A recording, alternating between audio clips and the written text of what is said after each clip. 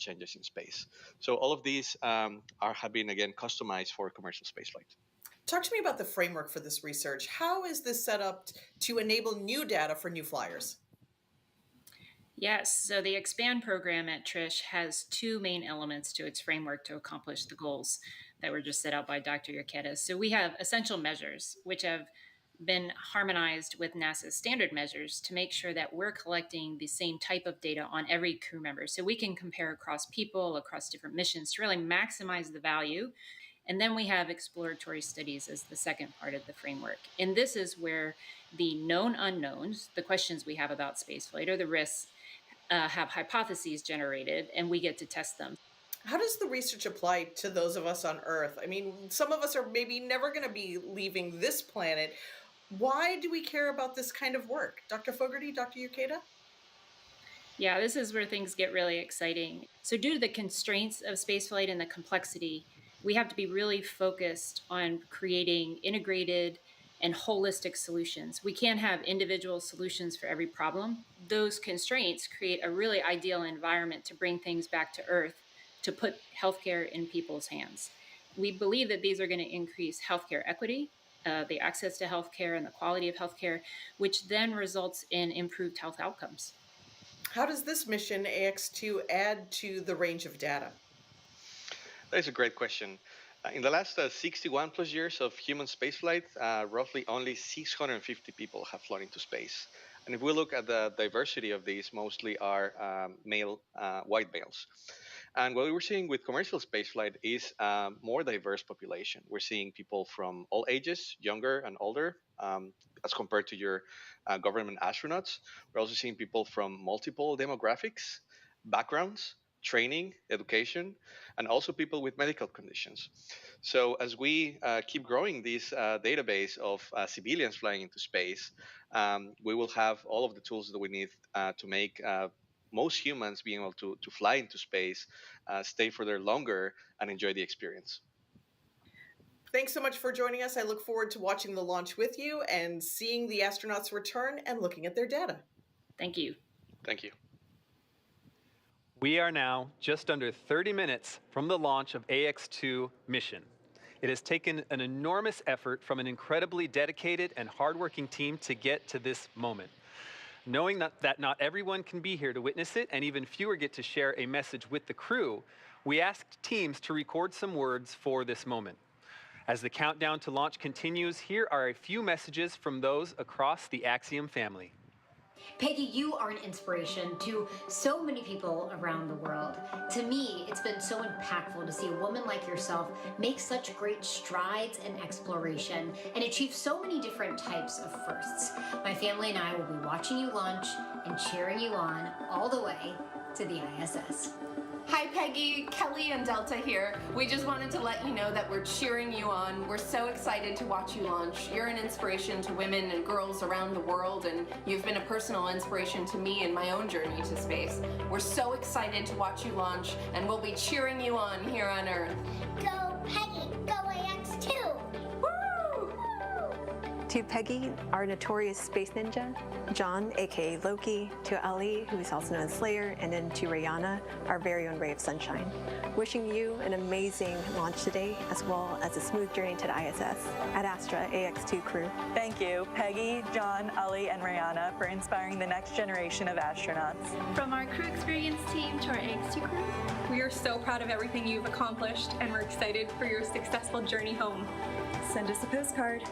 Just wanted to say that we're super excited for all the groundbreaking researches you guys are going to do. We're rooting for you, and good luck. The marketing team has been proud to support AX2 mission. Godspeed, AX2. This is the Portable Life Support System team.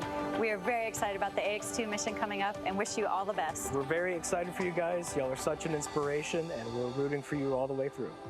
We wish you a safe and successful mission. We want to congratulate the AX2 crew. Thank you so much for all of the inspiration, and we wish you the best on your journey. AX2 crew, we're proud of you and good luck! Hey AX2, all of us in avionics wish you safe travels and lots of fun. Godspeed. This is the Environmental Controls and Life Support Systems team at Axiom Space. We're super excited about the AX2 mission and want to wish the best to the crew. AX2 crew, we are so proud of you here at Axiom Space. This is the systems engineering team on the station program. Godspeed and Ad Astra on this groundbreaking mission. From human resources to you, go AX2! We're sending all of our support to you guys from here in Axiom headquarters, and we just wanted to say congratulations on the AX2 mission. Hey, this is Ryan Lee from the Pressure Garment team, wishing you on the AX2 flight all the best. Godspeed, guys. Go team! Go team, go team, go team, go!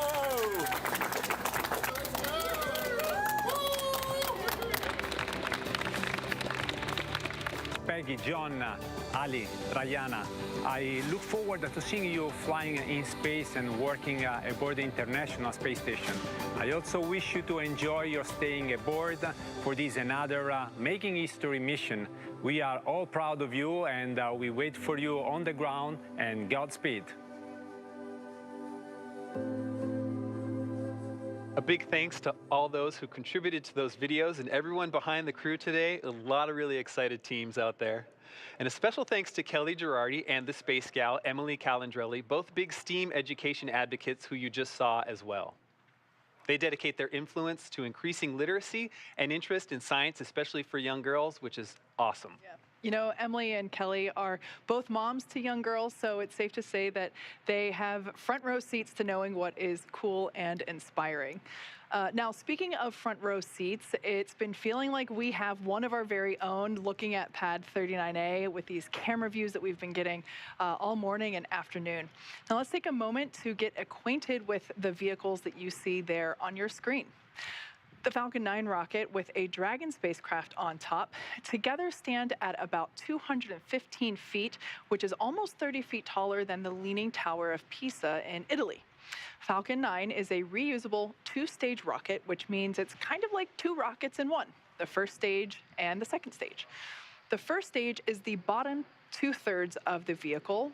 Today's booster is flying for the first time. You can think of it as the large bottom white portion and the middle black portion. So that's what we mean when we say the booster. The first stage is responsible for accelerating Falcon and Dragon through the Earth's atmosphere and into space. In order to do that, it has 9 Merlin engines at the bottom of the stage. Prior to liftoff, the Falcon 9 first stage is... Stage 2 cryohelium load has started. Actually, and currently underway, is being loaded up with nearly 1 million pounds of fuel and liquid oxygen. The Merlin engines on the first stage are optimized for sea level. They achieve 190,000 pounds of thrust during ascent and descent. The first stage accelerates the vehicle through the Earth's atmosphere into space and then separates from the rest of the rocket about 2.5 minutes into flight. From there, the first stage will head over to LZ-1. It will do what no other rocket, or excuse me, what no other orbital class rocket in the world can do. It'll go right there, make its way back to Earth. Today marks the first time we are landing Falcon 9 on land for a crew mission. Previous crew missions landed on a drone ship stationed in the Atlantic Ocean. So pretty exciting first for us today.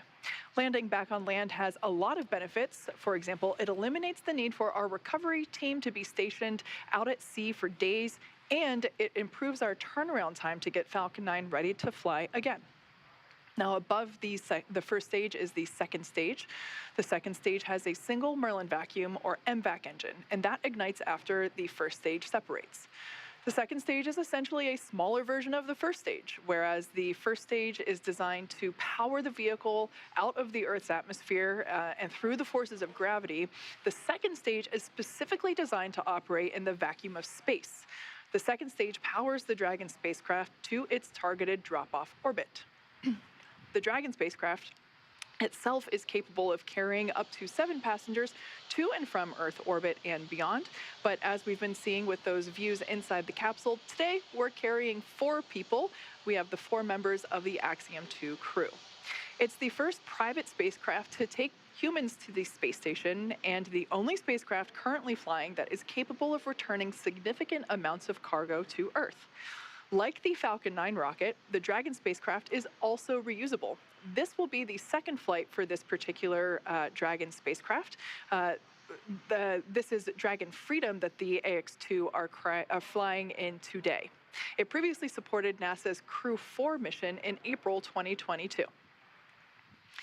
Now, we are awaiting our T0 coming up in just over 23 minutes from now. The ground operations teams are doing a series of system checks to make sure both Dragon and Falcon 9 are ready for launch. Let's take a look at what the Ascent portion of the mission will look like. Now, once we hit T0, we're going to watch Falcon 9 and Dragon lift off from historic pad 39A and make their ascent. Now, about 43 seconds into flight, Falcon 9's engines will throttle down to help pass through the period of maximum dynamic pressure on the rocket, what we typically refer to as max Q. It's worth noting, once we hit max Q, we'll be going supersonic, faster than the speed of sound. Dynamic pressure, we can throttle up our Merlin engines once again.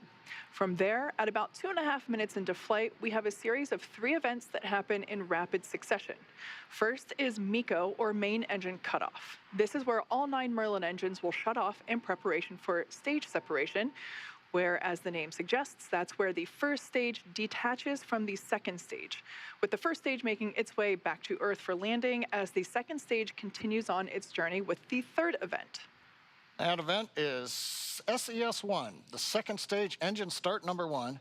That's where the Merlin vacuum engine lights up and propels the second stage, along with our AX-2 crew and Dragon, into orbit. As Stage 2 heads towards its targeted drop-off orbit, Stage 1 will execute 3 burns in order to make its way back to Earth. The first is the boost back burn, where 3 of the Merlin 1D engines will reignite and then shut down. This helps to head the booster back to Cape Canaveral. The second burn, or the entry burn, helps to slow the stage down in preparation for entry back through the Earth's atmosphere. At about 90 seconds after Dragon gets into orbit, Falcon 9 will then land back on Earth. The landing burn will bring the vehicle speed down rapidly in order to land back on land near the launch site today, around 8 minutes into mission. I should say that actually happens about a minute prior to that second engine cutoff. Yep, you're right, Kate. So as the first stage is back on Earth, the second stage will cut off its single Merlin engine that was ignited right after stage separation. Once this happens, we wait for that all-important confirmation of a good orbital insertion. Then, Dragon will begin its preparations and separate from the second stage. About 3 minutes after the second stage gets into orbit, we ought to get that great view from the forward camera showing Dragon with its 4-person crew drifting away from the second stage. And once Dragon is a short distance away, it will begin checking out those Draco maneuvering thrusters to make sure that Dragon continues to increase the separation distance from the second stage. The nose cone deploy sequence will initiate just before T plus 12 minutes and finish around T plus 15 minutes, which will expose Dragon's docking mechanism in advance Stage of 2 arrival. RP1 load is complete. All right, that call out there telling us that RP1 loading is now complete on Stage 1. Now, in advance, or excuse me, on, I think we heard actually Stage 2 there. Now, that docking mechanism exposure will be in advance of arrival to the International Space Station. Now, with that, let's head over to Leah at Johnson Space Center in Houston for another update on how things are going there with station preparation. Hey, Leah. Hey, Kate. The space station team here in Houston is focused on the critical systems on the station, and everything continues to function as expected ahead of launch. So the teams have verified the command path from the ground up through our constellation of communication satellites to the station. Everything is nominal. We love that word, and the station will be ready to receive Dragon tomorrow should they launch tonight. Mission Control Houston is go for launch. Once the crew arrives at station, the Expedition 69 crew will be there to welcome the AX-2 crew on board.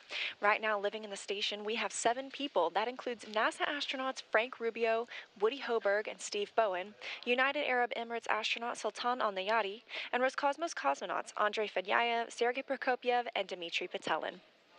Flight Director Greg Whitney is on console now, leading flight controllers on the Orbit 3 team in Houston for launch, and Flight Director Marcos Flores will lead teams for docking tomorrow.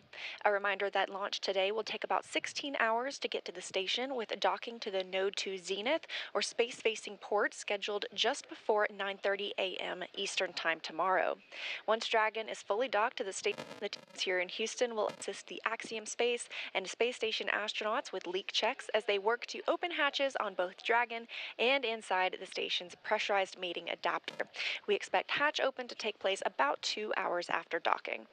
That's it for us here in Mission Control Houston, and I will send it back over to the team in Hawthorne. Duke? Thanks, Leah.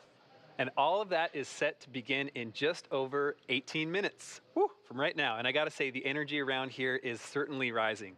As Leah just mentioned, once the crew launches, they will spend the next 16 hours in Dragon, catching up to the International Space Station. That time on orbit and in Dragon will feature a variety of tasks, including some planned photography, but about half of that time is scheduled for sleep, which the crew will absolutely need because once they reach the ISS, they have quite the schedule ahead of them. They will spend 8 days on station conducting a variety of science investigations and technology demonstrations, including radiation protection research, studies on how to create rain and how to enhance our understanding of dangerous thunderstorms, as well as DNA research with nanomaterials and reprogramming skin cells to help create regenerative medicines. Wow. When they are not hands-on with research, they will be participating in numerous outreach events connecting with groups around the world. John, for instance, will use the station's ham radio to share a message with students. Beyond all that, Commander Peggy Whitson has assured us that each of them will carve out some time to simply pause and look down at the planet below as it speeds by at a cool 17,500 miles per hour. I mean, I would imagine that if I were in space, my face would just be up against the window the whole time. On station, just in the cupola the whole time. Yes, exactly. Now, as we've said before, we have an instantaneous launch window. That means that we have 1 second. We're targeting 5:37 p.m. Eastern Time, 2:37 p.m. Pacific Time. So just 16.5 minutes from Stage now. 2 LOX load has begun. That call out there telling us that the liquid oxygen on stage 2 is now beginning, the liquid oxygen on is beginning to be loaded onto stage 2. That will wrap up around T-minus 2 minutes. Now, I was talking about the instantaneous launch window because we are essentially chasing the space station. We're trying to catch up to it. It means that in order for everything to be precisely lined up in terms of how much propellant we're taking on board, and obviously we don't want to take too much because everything about space is weight. How much weight are you taking? And so we want to optimize our path to the International Space Station. And so we basically have that instantaneous moment to take off. All right, and that moment is coming soon. And as we approach the final moments of our countdown to launch, Axiom Space CEO Mike Suffredini wanted to take a moment to reflect on this, the second Axiom Space mission. This mission today is very meaningful for Axiom Space. It's a watershed moment because it's our opportunity to really start bringing the rest of the world to the International Space Station. We're honored that the Kingdom of Saudi Arabia is flying with us here today. The 2 crew members flying are fantastic. They've done a great job in training. Of course, John Schaffner's been with us for a while. He's a backup on AX-1. We're excited for him to fly. Of course, the commander's Peggy Whitson, and while she's the first woman commander for a commercial mission, that's a big deal to us. I really don't think it's a huge deal to Peggy. She's flown so many times. This is, like riding a bike. But we're very excited for this crew, and we're looking forward to their mission. So, we don't do this by ourselves. Axiom is a wonderful company with fantastic employees. They've done quite a bit of work to get to this point. The commander is one of our very own as well. But our thanks go out to the entire team that support us. Axiom done a fantastic job in preparing for the mission and the medical and all the work that's gone into getting the crews ready to go fly. SpaceX, with its fantastic, reliable Dragon spacecraft and Falcon launch vehicle, have prepped the crew and the vehicle, and it's out on the launch pad ready to go. And of course, NASA, we can't do any of this without NASA, who has worked with us along the way, allowed us to have this opportunity, and will work with us on orbit. And of course, the investors. The reason why we get to do what we're doing as a company and build this space station and do these missions is because the investors that are with us along the way. So it's the entire team that has supported us and worked with us throughout this last several months as we prepared for this mission, and we're thankful to them all. All right, guys, you're going to have a great time on orbit. We're looking forward to seeing you there on orbit. From all of us here at Axiom, we wish you good luck and Godspeed. just under 13 and a half minutes, and everything continues to look good for launch of Falcon 9 and Dragon. Now, currently, Peggy, Falcon 9 began we are propellant still load tracking at no T-minus issues 35 minutes, on Dragon right for on time. today's launch. We have continued weather evaluations, and for your awareness, we are monitoring an anvil cloud that is moving towards LC-39A. It's currently 5 miles away, and it just needs to remain outside of 3 miles for launch to continue.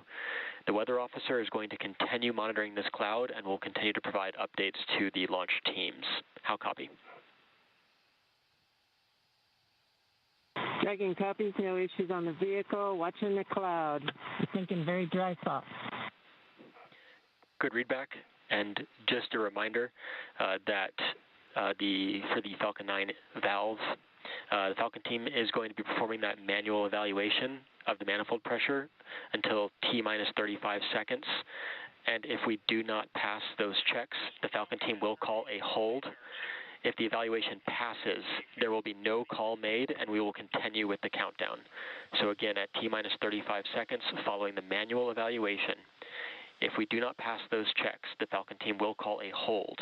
But if there is no call, we have passed the checks, and we will continue with countdown. Dragon copies, manual evaluation. We'll call a hold if it's not passing the checks. Expect no call if it looks good. Good readback. I like that comment. Thinking dry thoughts. Now we're talking about propellant loading. RP1 fuel is completely loaded on the second stage. Fuel loading is continuing on the first stage. We're just about full. It'll finish up at the T-minus 6 minute mark. Densified liquid oxygen loading is continuing on the first stage and the second stage. Both stages well underway. First stage is nearing a completion, but it won't wrap up until T-minus 3 minutes. The second stage just began a few minutes ago. That'll wrap up at T-minus 2 minutes. As we get closer to launch, we will do various checkouts. One is the thrust vector controllers. These are what move the engine nozzles around on the first and second stage engine. And when we move those nozzles, we call it TVC wiggles. Those will be done inside 10 minutes. We'll also be doing checkouts of throttle valves on the engine. Now the range currently is go. Air and sea space are clear. The weather, you heard the briefing from the Corps up to the crew. We're watching one anvil cloud. It's within 5 miles, but it's got to just stay more than 3 miles away, and we will be go to fly. And meanwhile, the Dragon team also had reported they're working no issues. Everything is complete through the countdown. The comm checkouts are finished. The access arm is retracted. The launch escape system is armed. The crew is strapped in and ready to go. We're coming up on final instructions of the crew. We'll hear that at T-minus 10 minutes. They'll configure their displays for launch. They'll get the last messages, and then we'll go into the terminal countdown sequence. Let's listen into the countdown net.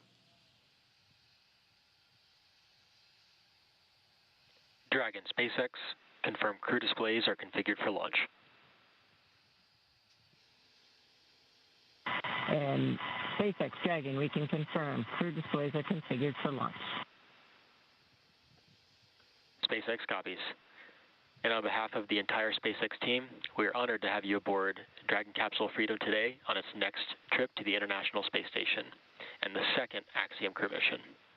We wish you a great mission, good luck, Godspeed, and enjoy the ride. Let freedom fly. Hear the crew calling back to the ground, let freedom fly. We see them applauding. Everything continuing to look good. We're coming up on 9 minutes to launch. Next major event is going to be engine chill at T-minus 7 minutes.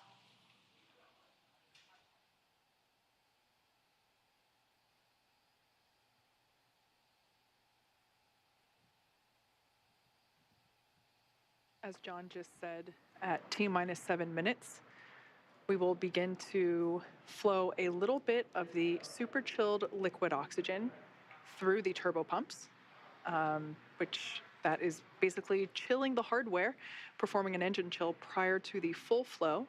We do that in order to help minimize the chances of the hardware experiencing any thermal shock when that full flow of super chilled liquid oxygen occurs. Now we can see some venting from the vehicle now, totally normal. It is that liquid oxygen just vaporizing as it comes into contact with the ambient air. And Kate, maybe this is an opportunity. You know, we always use the word abort. This might be a chance to let everybody know that there are abort callouts in flight that we're going to hear. Those are just heads up to the crew that says, should a contingency occur, there's different actions that'll happen at each various stage of the flight, when you're on first stage or when you're on second stage. That's right. We should actually hear Commander Peggy Whitson calling those abort modes out as they are ascending and really getting to orbit. She is tracking everything on both her tablet as well on her leg, as well as the crew display above her head. So she is able to identify at which mode they are entering, and those modes identify basically where and what sequence Dragon would take at that point in time during the flight. Now we're about 10 seconds away from that engine chill for the first stage.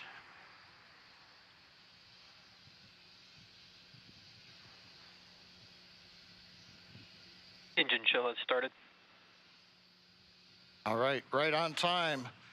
We've opened the valves that are letting liquid oxygen and kerosene fuel down to the Merlin 1D engines on the first stage.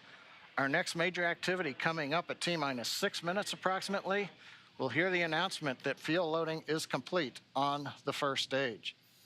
And one other comment, while we were hearing the briefing to the crew at the T-minus 10 minute mark, we also heard reference to a call out that may or may not be made at T-minus 35 seconds.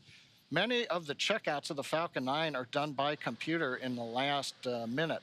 There is one today that requires an engineer to look at some data. If, for example, that system had an issue, that would be called out at T-minus 35 seconds.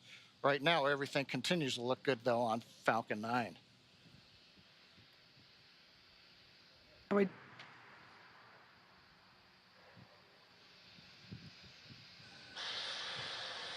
We also heard in the briefing that they are tracking an anvil cloud that at the time of the briefing was about 5 miles away from the pad.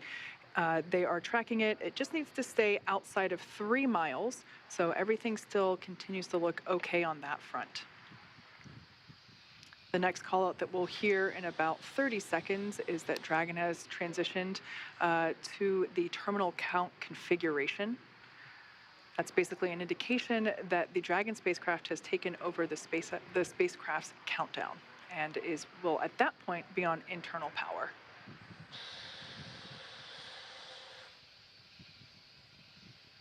At this point in time, RP-1 is now completely loaded, both on the first and second stages. LOX load continues on both stages. It'll wrap up at T-minus 3 minutes for first stage and T-minus 2 minutes for second stage. Falcon 9 tanks are pressurizing for Trongback retract.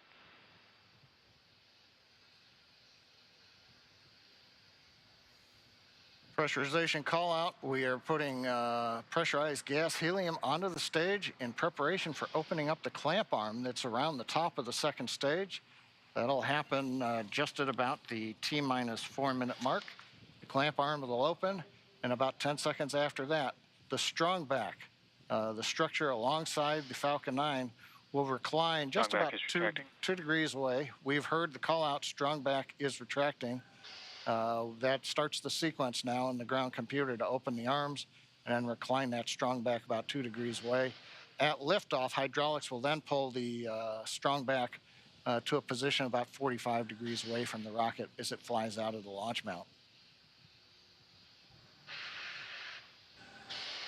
You can see the arms opening up now around the second stage. We should now be able to see that strong back retract just a couple degrees away from the launch vehicle. Upon liftoff, it will move back even further in order to clear the way for Falcon 9.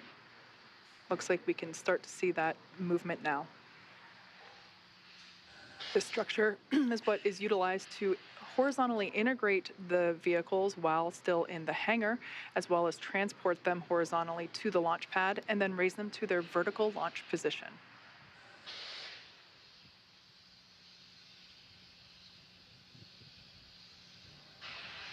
And we've got the strong back is now, you see a little bounce there as it stops. Stage 1 LOX load is complete. And right on time, stage 1 LOX load is complete. We're down to just loading liquid oxygen on the second stage. That'll wrap up just after T-minus 2 minutes, at which point we'll have the million pounds of propellant on board Falcon 9 ready to fly.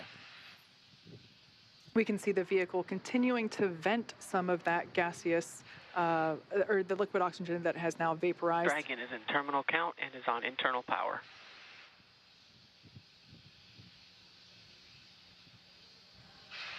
We have a live view there of the SpaceX team here at headquarters in Mission Control on the left-hand side, as well as the Axiom team from their own Mission Control as well on the right.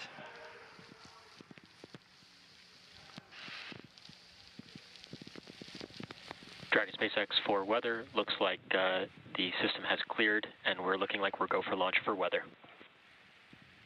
All right, we've heard a good news information to the crew. Dragon copies. We're letting them know that it appears the weather is going to avoid the area. That is great news indeed.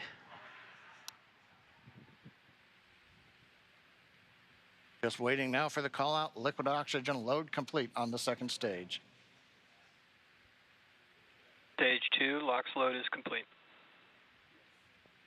Dragon is in auto idle.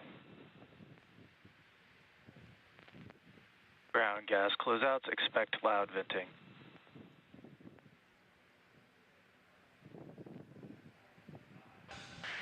At venting, we're now bleeding off excess pressure in the strongback. That's what's giving that large white plume as cold gas meets the warm Florida air and condenses the moisture. We're coming up on 1 minute where the flight computers will take over the sequence. Let's listen in to the launch of Falcon 9 with Dragon and the Axiom 2 crew.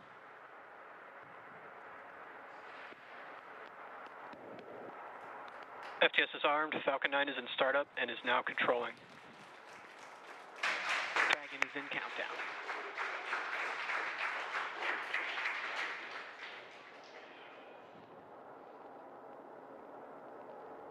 Dragon, SpaceX, go for launch. Dragon copies. Go for launch. T-minus 30 seconds.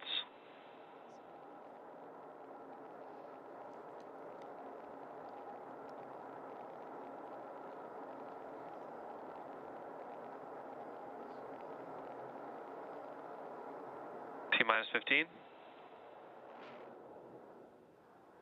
T-minus 10, 9, 8, 7, 6, 5, 4, 3, 2, 1. Engines full power. And liftoff, Falcon 9. Go Axiom. Stage 1 Alpha. Copy 1 Alpha. Together we expand what is possible in low Earth orbit. Ad Astra and Godspeed AX2.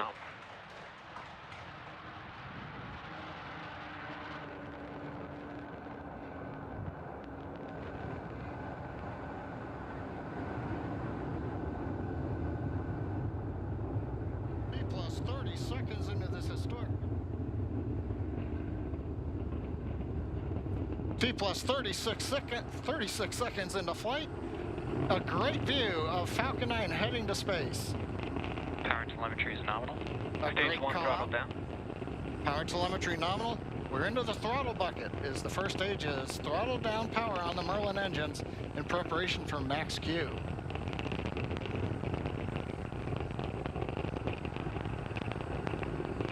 Falcon 9 is supersonic.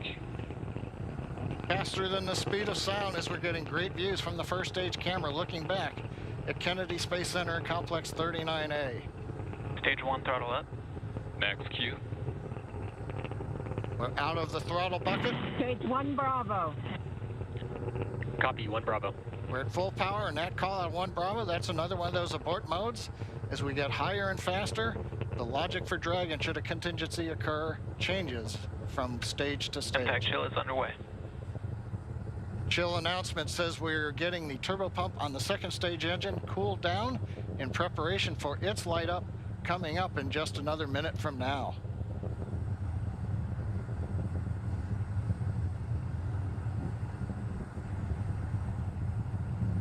Again, great views looking back, and you can see the contrail as we left 39A and the shadow of the contrail against the cloud deck around Florida. Now we're coming up 3 big sequences and a view live of the crew inside Dragon. They're getting ready. We're going to get 3 events here: main engine cutoff, stage separation, and then we're going to light the second stage engine. We've heard the throttle down in preparation for stage separation.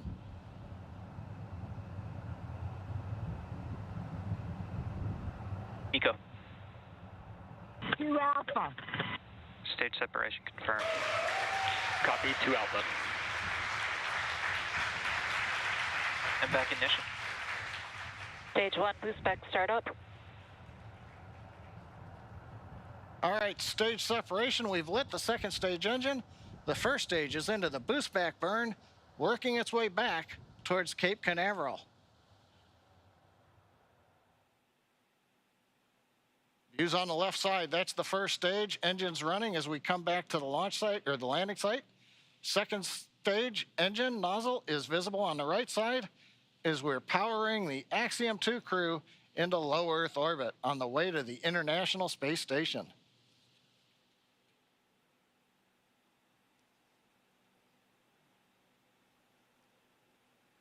Waiting for call out that the boost back burn is complete.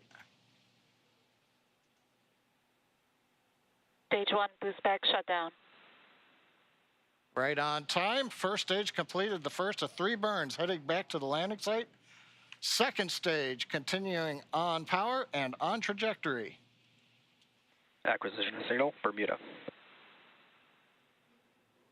We head northeast, the Bermuda ground station. Dragon, SpaceX, trajectory nominal. Bermuda is listening into the vehicle now. Nominal trajectory. And the crew hears the call out of a nominal trajectory. So 4 minutes into flight, everything continuing to go well. First stage heading back, and there's the crew on the second stage getting the ride into orbit to the space station.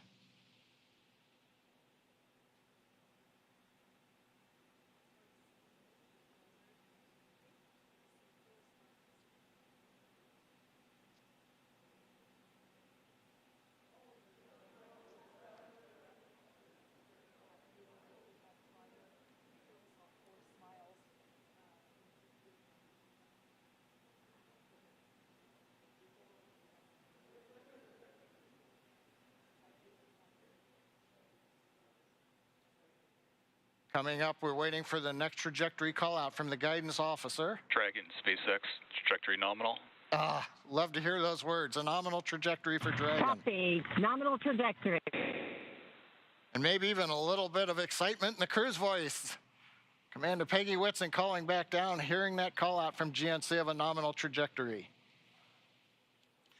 Left side of the screen, you can see the first stage. It's now beginning to orient itself so that the engines are pointed down towards the land as we will be descending towards landing zone 1 in Cape Canaveral.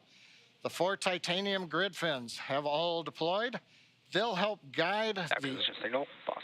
They'll guide the first stage through once we get into the atmosphere following the entry burn, which will be coming up here in another couple of minutes. On the right-hand side, the second stage with the Dragon capsule on top, heading up the eastern seaboard of the U.S. We've just heard the call out of Boston. That's the New Hampshire tracking station, has picked up the signal. Dragon, SpaceX, trajectory nominal. GNC continuing to make those call outs that we want to hear. Everything Trajectory continuing nominal. to look good. And the crew echoing them right back down.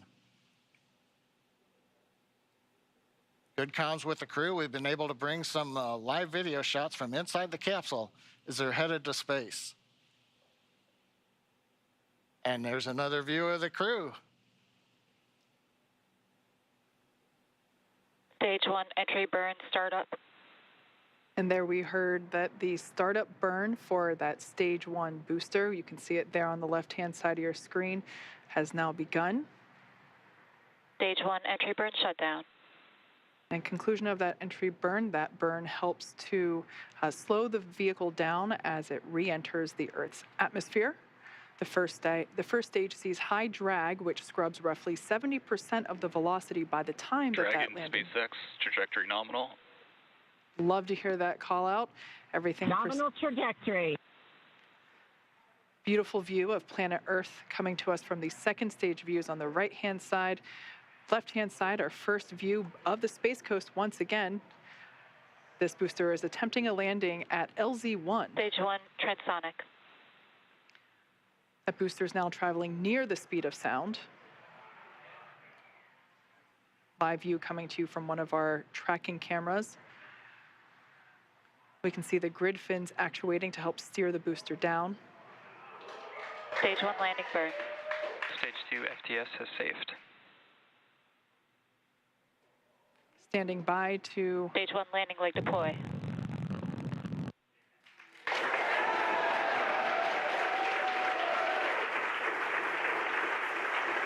There you Stage can... 1 landing confirmed.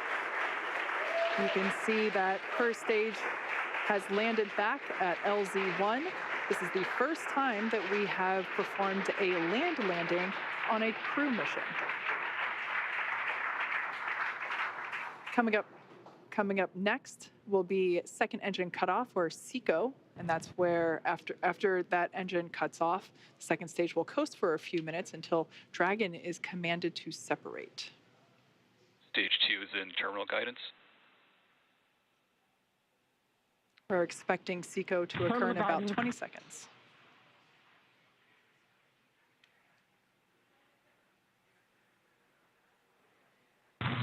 Shannon. Copy, Shannon. Commander Peggy Whitson continuing to call out the abort modes.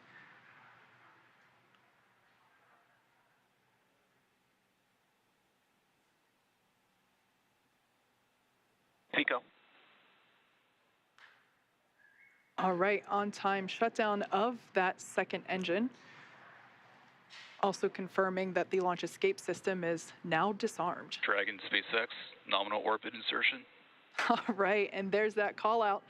We can confirm good orbital insertion. Copy, nominal insertion. Dragon SpaceX, launch escape system disarmed. We can see the crew playing with their harnesses. Copy. Now that they are in zero-G, which I think we just got a view of our zero-G Stuffy.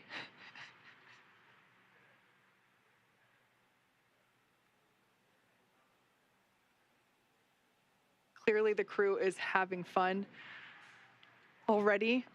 Right after liftoff, I think we heard a laugh coming from Commander Peggy Whitson, which, being a NASA legend and one of the most decorated astronauts of all time, it's amazing to hear that even a space veteran as she Expected loss of signal, Cape. still has fun at liftoff.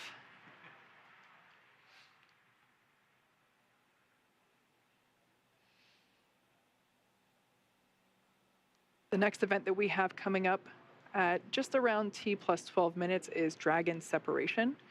That's where the Dragon spacecraft and trunk, so collectively referred to as the Dragon spacecraft, will separate from the second stage. Acquisition signal, Newfoundland. After that separation, we will begin to deploy the nose cone, which exposes the forward bulkhead thrusters as well as the forward hatch.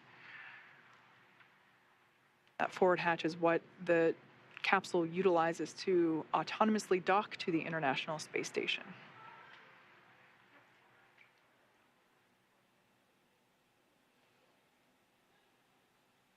Going from left to right, everyone's having fun, clearly. We have mission specialist Rayana Barnawi. To the right of her is pilot John Schaffner. Then we have Commander Peggy Whitson. And on the far right, mission specialist Ali Al-Karni. We can see that the excess strap on some of the harnesses, as well as the writing utensil for their tablets. They continue to play around with as they are experiencing zero-G for the first time. At least we can say that for 3 of the 4 astronauts on board today.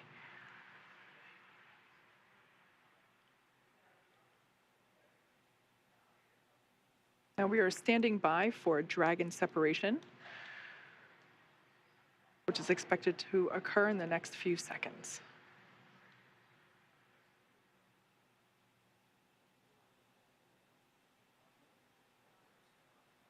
Dragon separation. And there you can see live on your screen that Dragon shrunken capsule.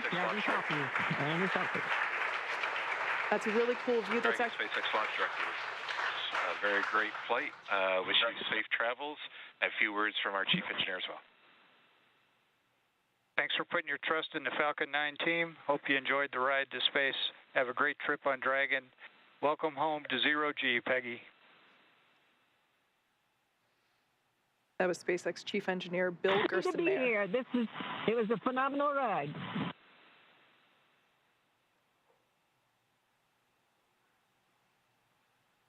Make sure you share the joy of zero-G with your crew.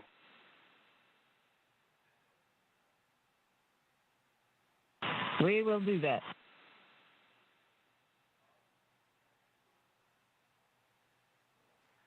Already you can see Dragon's Draco thrusters activating.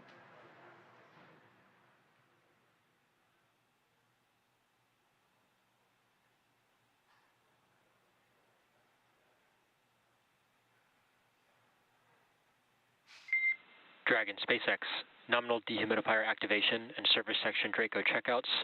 Nose cone deploy is in progress. Hooks are opening. Dragon copies. All right, great news there to let us know that the hooks, there are 2 sets of hooks. Signal, Bermuda. 2 sets of hooks that are now disengaging. And once that is complete, we are able to deploy, open the nose cone.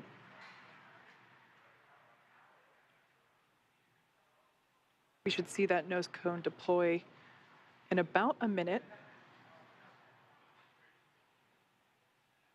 It's a great view on the right-hand side of your screen from the Falcon 9 second stage, looking at the Dragon Freedom capsule. And of course, the crew on the left-hand side playfully acclimating to their new zero-G environment. You can see the zero-G indicator in the background.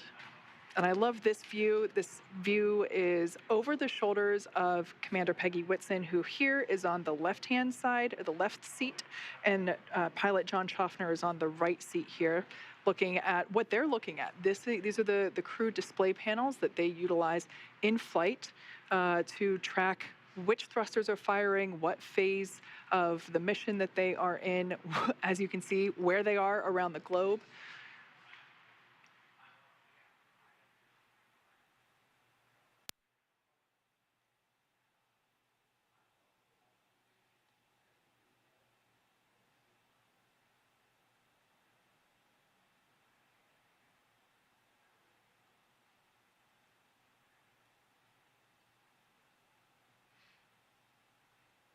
All right, as we can see, crew getting acclimated. The nose cone hooks are in the process of being disengaged, so they are starting to open. And once that is complete, we are able to open the nose cone and expose the forward hatch. So incredible. Well, today's launch is certainly one more for the history books, and yet the story is just getting underway. Leah, with the crew officially on their way to the International Space Station, how are things tracking there in mission control at Johnson Space Center? Hey, Duke. Well, the chase has officially begun with Dragon heading toward the International Space Station. So, with the successful launch of Axiom Mission 2 at 37 p.m. Eastern, the teams here at NASA's Johnson Space Center are going to be monitoring Dragon's flight to the International Space Station over the next 16 hours. Our role in this journey really kicks in at a period called Integrated Operations. This is where Dragon is much closer to the station. And at this point, NASA, SpaceX, and Axiom space teams are all in lockstep to get the crew safely docked. The teams here are preparing for a docking of AX-2 to the station at about 9:30 a.m. Eastern Time tomorrow.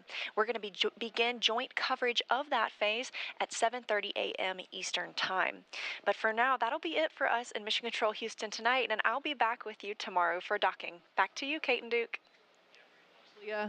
Now, over the next 16 hours, Dragon will execute a series of burns to gradually raise and line up the AX-2 crew for docking with the International Space Station in what we refer to as activation and rendezvous phase of the mission. Now, in just a few minutes, the crew will get to change out of their spacesuits and get a little bit more comfortable for flight, and will enjoy their first meal aboard the spacecraft. I'm sure that'll be a lot of fun, the first time for 3 of them eating in microgravity. And then Good, Hilly. at 2 p.m. Pacific, they will get ready for a rest period that will last about 10 hours, 8 hours for actual sleeping, and a couple hours for pre- and post-sleep activities. And then before they arrive at the station, we'll have 2 potential opportunities to chat briefly with the crew on orbit. One later this morning around 11:10 a.m. Pacific, and one early tomorrow about 12:10 a.m. Pacific. While we're hopeful that one of these will work out, neither opportunity is guaranteed, as they are dependent on both crew schedule and ground station coverage. But if we're able to support, we'll make an announcement on our social media channels no later than 15 minutes before the event start time. But in the meantime, be sure to keep tabs on the mission at axiomspace.com, and you can also keep track of Dragon's flight on spacex.com/launches. And even if we aren't able to talk live with the crew, we will continue to provide updates on the mission across our social media channels. And starting at 7:30 a.m. Eastern, 4:30 a.m. Pacific on Monday, May 22nd, we will pick back up with our live joint coverage of the AX-2 crew's approach and docking to station with NASA. Please keep an eye on Axiom and SpaceX social channels for updates, as there will be plenty of incredible moments to share with you over the next 10 days. And so, from all of us at Axiom Space, thank you, SpaceX. Thank you, NASA. This is just the beginning. And thank you for tuning in. We hope to see you soon.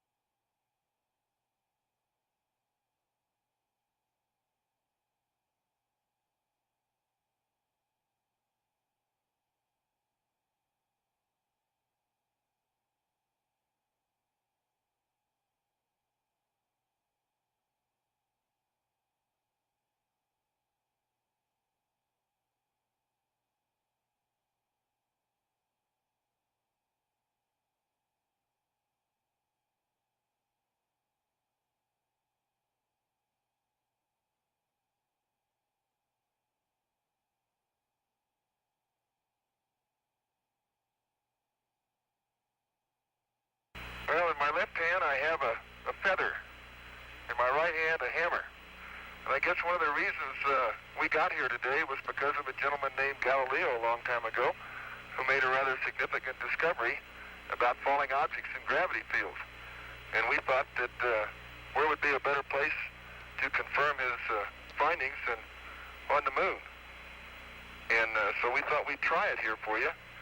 The feather happens to be appropriately a falcon feather. I believe that this nation should commit itself to achieving the goal before this decade is out of landing a man on the moon and returning him safely to the Earth. No single space project in this period will be more impressive to mankind or more important for the long-range exploration of space. And none will be so difficult or expensive to accomplish. That's one small step for man, one giant leap for mankind.